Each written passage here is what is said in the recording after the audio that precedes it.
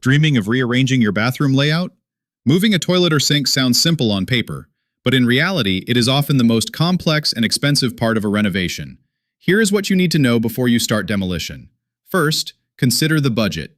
Relocating a fixture isn't just about moving the visible porcelain. It involves opening up floors and walls to move the hidden supply and drain lines. This labor-intensive work can easily double the plumbing portion of your remodeling costs. Plumbing relies on gravity, not pressure, to remove waste. If you move a drain too far from the main stack, you need enough vertical space under the floor to maintain the proper slope, usually a 1/4 inch per foot, so it drains correctly without clogging. Don't forget the air. Every drain requires a vent pipe connecting to the roof to prevent sewer gases from entering your home. Moving a fixture means rerouting these vent stacks, which can be difficult if windows or structural beams are in the way. Your foundation dictates the difficulty. If you have a raised foundation or crawl space, moving pipes is manageable.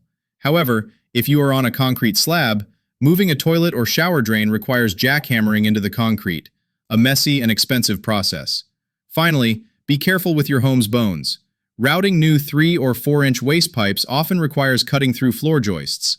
If this is done incorrectly, it can weaken the structural integrity of your floor, requiring expensive framing repairs later.